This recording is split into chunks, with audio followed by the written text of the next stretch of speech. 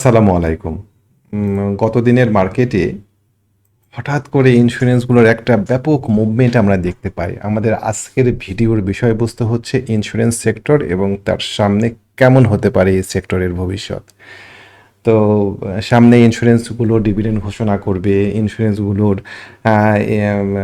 Dividend উপলক্ষে ইন্স্যুরেন্সগুলোর কোনো movement হবে কি না, বা এই মুভমেন্টটা ফেক মুভমেন্ট ছিল কি না, এই বিষয়টা আমরা আজকে আলোচনা করব আমাদের ভিডিওতে। খুব বড় ভিডিও করব না, ভিডিওটা ছোট হবে। তার আগে বলে নিই, আমরা আমাদের এই চ্যানেল নিজস্ব অ্যানালাইসিস প্রোভাইড করে। আপনারা আপনাদের মতো অ্যানালাইসিস করে শেয়ারে এন্ট্রি বা এক্সিট করবেন, এবং এটা সবারই করা উচিত। নিজস্ব বিবেচনায় নিজস্ব জ্ঞানে ব্যবসা করা উচিত, অন্যের জ্ঞানে না। আচ্ছা, চলেন আমরা ইন্স্যুরেন্স সেক্টরটাকে আগে আমরা ডেইলি চার্টে দেখি। ডেইলি চার্টে কী অবস্থা তৈরি হয়ে আছে, এবং আমরা বোঝার চেষ্টা করি যে সেক্টরটা উপরের দিকে মুভমেন্ট করার জায়গা আছে কি না। সেক্টরে স্মার্ট মানি কীভাবে অ্যাক্টিভ ছিল এবং বর্তমানে তাদের কি পজিশন বা কী সিনারিও কাজ করছে। প্রথমত আমরা জানি যে আমরা একটা ট্রেন্ড লাইন সম্পর্কে শুনে থাকি সবসময়, যে ট্রেন্ড ইজ আওয়ার ফ্রেন্ড। তো ইন্স্যুরেন্স সেক্টর তার প্রাথমিক ট্রেন্ড লাইন ভেঙে গিয়েছে। আমি লজিক দিয়ে আপনাদেরকে বোঝানোর চেষ্টা করব, আপনারা বিষয়টা বোঝার চেষ্টা করবেন। তো ইন্স্যুরেন্স সেক্টর একটা সুন্দর ট্রেন্ড লাইন ধরে ধরে আগাচ্ছিল, সে ট্রেন্ড লাইন সে ভেঙে দিয়েছে। খুব স্বাভাবিকভাবেই ট্রেন্ড লাইন রিটেস্ট করতে আসে। আমার যারা ভিডিও নিয়মিত দেখেন, আমি আপনাদেরকে বলেছিলাম যে ব্যাংক এবং ফিনান্স সেক্টরের আপসাইড স্পেস না থাকলেও ইন্স্যুরেন্স সেক্টরের একটা আপসাইড স্পেস আছে। মোটামুটি এই পর্যন্ত একটা রিটেস্ট হয়নি, বা আমি যদি আরেকটু উপরে তুলে নিয়ে যাই, এটাকে আরেকটু উপরে ওঠা পর্যন্ত, এরকম জায়গা পর্যন্ত, মানে 39-40 এরকম জায়গা পর্যন্ত ইন্স্যুরেন্স সেক্টরে একটা স্পেস আছে। এবং আমি সবসময় বলছিলাম যে একটা ফাঁদ, এই এই এই সেক্টরটা একটা ফাঁদ পাততে পারে। এরা উইক বায়ার খুঁজে। উইক বায়ার মানে কি? যারা ফোমোতে আক্রান্ত হয়, ওরে সর্বনাশ, বের হয়ে গেল একটা শেয়ার, আমরা লাভ দিয়ে যাই ধরি, এরকম একটা মনের মধ্যে আবেগ তৈরি হয়। এদেরকেই বলা হয় উইক বায়ার। এই উইক বায়ার খুঁজে স্মার্ট মানি কিছু শেয়ার ছেড়ে দেওয়ার জন্য। আপনারা নিজেরাই দেখেন, স্মার্ট মানির এই জায়গাতে যে পরিমাণ ভলিউম ছিল, এই ভলিউম কই? এই ভলিউম নিয়ে কি এই জায়গা পার করতে পারবে? আপনারা বলেন। এই ভলিউমগুলো পার করতে পারেনি। দেখেন, এই ভলিউমগুলো যেগুলো ছিল, সেই ভলিউমগুলো পার করতে পারেনি এত ভলিউম হওয়া সত্ত্বেও। এখন কাউন্টার লজিক দেন, এই ভলিউমগুলো কি এই ভলিউম নিয়ে পার করতে পারবে? সহজ না। সুতরাং ইন্স্যুরেন্সগুলো নিয়ে যারা স্বপ্ন দেখছেন বা যারা স্বপ্ন দেখাচ্ছেন, তারা তাদের সাথে আপনিও স্বপ্ন দেখেন না। এই সেক্টরটা মুভ করতে পারবে না ইনশাআল্লাহ। সেক্টর ডাউনে যাবে, এবং এই সেক্টর ডাউনে গিয়ে মেলাখানি ডাউন হবে। আমি যদি দেখাই আপনাদেরকে, ও এখান থেকে গিয়ে মোটামুটিভাবে 39 টাকা এরকম লেভেলে গিয়ে ও আবার এবিসিডি প্যাটার্ন করে নিচের দিকে নেমে যাবে। মোটামুটি আমার ধারণা সেক্টর 32-50-এ নেমে আসবে। এরকম জায়গায় সেক্টরকে আপনি পাবেন ইনশাআল্লাহ।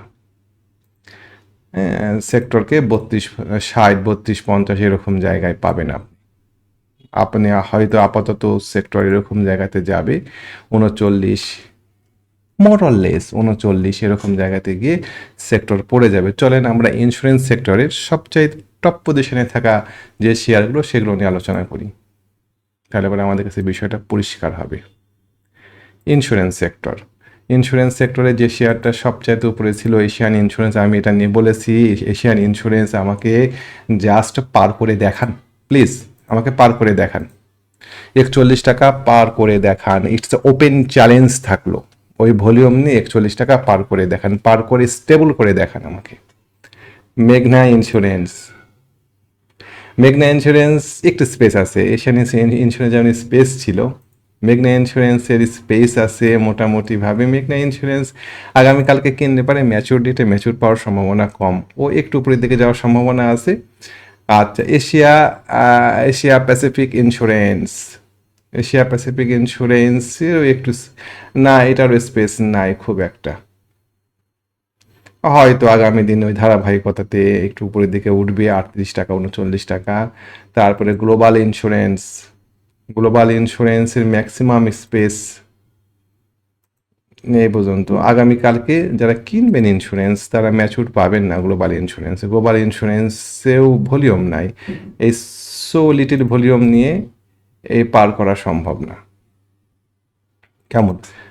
সুতরাং যারা ইন্স্যুরেন্স আছে হাতে, আমার পরামর্শ তারা সর্বোচ্চ হাই রেটে ইন্স্যুরেন্স ছেড়ে দিবেন কিনা এটা বিবেচনা করে দেখবেন। চেষ্টা করবেন যে কত দূর গেলে পারে আপনারা ইন্স্যুরেন্স সেক্টর থেকে বের হয়ে আসবেন বা কোন জায়গাতে বের হয়ে যাবেন ইন্স্যুরেন্স থেকে, সেটা আপনারা বিবেচনা করে দেখবেন যে এই সেক্টর থেকে বের হয়ে যাওয়া যায় কিনা। ইআইএল ইআইএল ট্রেন লাইন ভেঙে গিয়েছে, কত দূর যাবে আর, খুব বড় জোর স্পেস 29 টাকা, এখন চলে 28 টাকা, 1 টাকার মতন স্পেস আছে। জনতা ইন্স্যুরেন্স দেখেন প্রত্যেকটা ইন্স্যুরেন্স লাভ দিয়েছে কিন্তু আহামরি ভলিউম করতে পারে নাই। কেমন এটা হচ্ছে আমাদের ট্রেন লাইন ভেঙে দিয়েছে, রিটেস্ট করতে আসে ট্রেন লাইন, একই ঘটনা, একই কমন বিষয়গুলো এখানে কাজ করছে। প্যারামাউন্ট ইন্স্যুরেন্স প্রচণ্ড গতিশীল একটা শেয়ার ছিল, এই শেয়ারটাকেও আপনি আমাকে পার করে দেখান। প্যারামাউন্ট 54 টাকা 55 টাকা এই লেভেল পার করে দেখান। হ্যাঁ, আপনি বলতে পারেন ভাই 50 টাকা থেকে 55 টাকা পান, 10% গ্যাপ, এটা তো একটা ভালোই গ্যাপ হলো। যাদের কাছে আছে তারা বের হওয়ার সুযোগ পাচ্ছেন। আর আমি এই সেক্টর নিয়ে যখন আলোচনা করেছি, অন্ততপক্ষে আপনারা শুনে থাকবেন যারা নিয়মিত ভিডিও দেখেন, যে ইন্স্যুরেন্স সেক্টরের আপসাইডের একটা স্পেসের কথা আমি সবসময় বলছিলাম, সেই স্পেসটাতে মুভ হচ্ছে। লোভে পড়ে ফাঁদে পড়ে ইন্স্যুরেন্স সেক্টরে হাত দিয়ে না। বিএনআইসিএল খুব ভালো মুভমেন্ট দিয়েছিল একসময় শেয়ারটাতে। এই শেয়ারটাতেও এই শেয়ারটাও পার করে দেখান আগামী দিন 57 টাকা। ক্রিস্টাল ইন্স্যুরেন্স তেমন একটা মুভমেন্ট হয়নি। এই শেয়ারটা মোটামুটি 84 টাকা পার করতে পারবে না, এরকম একটা বিষয় নিয়ে কথা বলছিলাম এক সময়। সেটা কত ফেব্রুয়ারি মাসের শুরুর দিকে, জানুয়ারি মাসের শেষের দিকে এটা পার করে গিয়েছিল। একজন ফোন দিয়ে বলছিলেন যে ভাই কি হলো, পার করে গেল যে।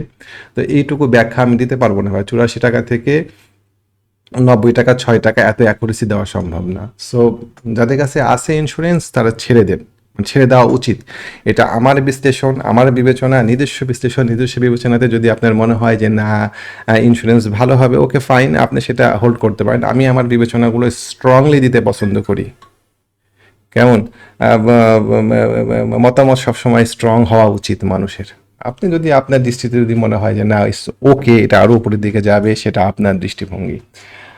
আর চলেন মিউচুয়াল ফান্ড নিয়ে বেশ কিছুদিন কথা বলছিলাম, ভালো হবে সেক্টরটা ইনশাল্লাহ ভালোই হলো। সেক্টরটার একটা সার্বিক পরিস্থিতি দেখি, মিউচুয়াল ফান্ড সেক্টরের এখানে রেজিস্ট্যান্স ছিল, এখানে ফান্ডের রেজিস্ট্যান্সে ফান্ড বাধাগ্রস্ত হয়েছে, ফান্ড ওকে, ফান্ড মুভমেন্ট করার চেষ্টা করছে। এ ধরনের ক্যান্ডেল এই জায়গাতে হবে এটাই প্রত্যাশিত ছিল। এই সেক্টর ঢুস করে আবার নিচের দিকে নেমে যাবে এটা ভাবার কারণে হয়তো পেছন দিকে একটু সরে আসতে পারে, কিন্তু আলটিমেটলি এইটা সেক্টর 6.20 এই লেভেল পার করবে ইনশাআল্লাহ। ব্যাংক সেক্টর, আজকে ইন্ডিভিজুয়াল কোনো শেয়ার নিয়ে আলোচনা করব না।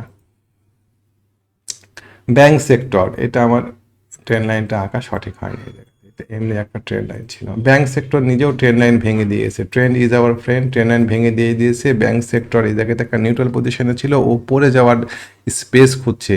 পড়ে যাওয়ার আগে ও এখানে দেখেন, এটা আমাদের খুব ইম্পর্টেন্ট একটা জায়গা, 16 টাকা লেভেল, বারবারই বলে আসছি 16 টাকা ভাঙলে পারে ও নিচে 14 টাকা 50 পয়সা আসতে সময় নেবে না খুব একটা। ব্যাংক, ফিনান্স, ইন্স্যুরেন্স থেকে দূরে থাকেন, এটা হচ্ছে আমার বোল্ড পরামর্শ। আপনার যদি মনে হয় ভালো হবে, ওকে ফাইন, দেন আপনি আপনার মতন এন্ট্রি দিতে পারেন। মার্কেটে গেম হবে অন্য সেক্টরে ইনশাআল্লাহ, সেটা নিয়ে হয়তো অন্য কোনো দিন আলোচনা করবো। আজকে ভিডিওটা এই পর্যন্তই থাকলো, ভালো থাকবেন, আসসালামু আলাইকুম।